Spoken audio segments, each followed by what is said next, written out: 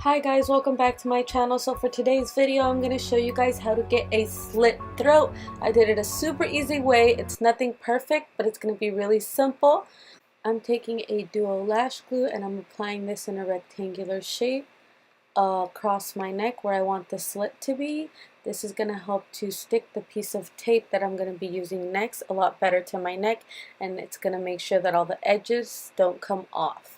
So I'm taking a rectangular shaped piece of tape and I'm applying this right over that. I'm going to be pressing down all around, and then I'm going to be sticking all the edges down. It doesn't matter if it's not too perfect. It obviously looks better if you have long hair because I'm going to use my hair to cover the edges.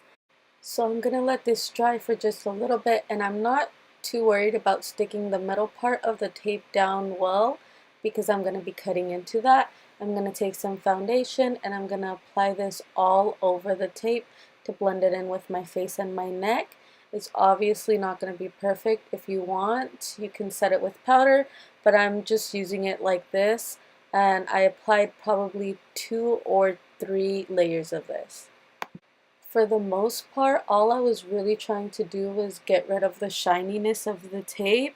This is just a quick FX tutorial. Like, it's not a perfect FX tutorial, but it'll work. Next, I'm taking some scissors and I'm cutting a little hole right into the neck area. Please be careful when you're doing this, or have someone else do it for you if you feel like you can't. You can also cut the hole before you stick it on your neck. Just be very careful while you're doing this. And then it's not a straight line, but the messier it is, the more realistic it's gonna look. I had some flaps coming out of the tape, but I just cut them off, and I even left some of them. It just made it look more realistic that way. And basically what I would do was snip the tape and then just pull through it with my fingers to make that uneven shape.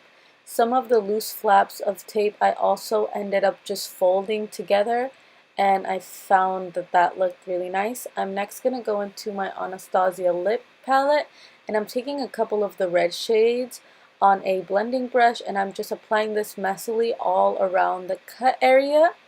I'm going to be taking some of the brown shade, a little bit more like skin tone shade, and I'm going to be adding this onto there as well. I'm just stippling it on very messily. I'm going to after go in with a black, and I'm going to apply that to the inside or the whole area of the slit of the neck. I'm also going to be folding those pieces of tape so that they look like lifted pieces of skin rather than just flaps.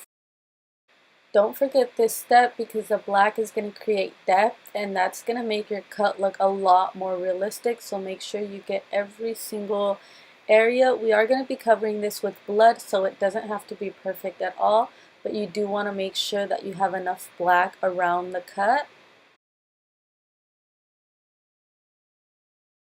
Now I'm taking a clean blending brush and I'm just blending out all of the edges. Next I'm going to make some blood, and I do this by just taking some petroleum jelly and a Fenty Beauty red lipstick. I mix that up and I start adding the blood into the cut. I leave a lot of chunky areas, and the petroleum jelly will just stay like that, so it won't melt down your face or anything like that. It won't dry either, but it will look chunky and shiny and like blood. So just add this all over the wounds, and I'm being a little bit messy. I'm adding some down my neck and on my neck.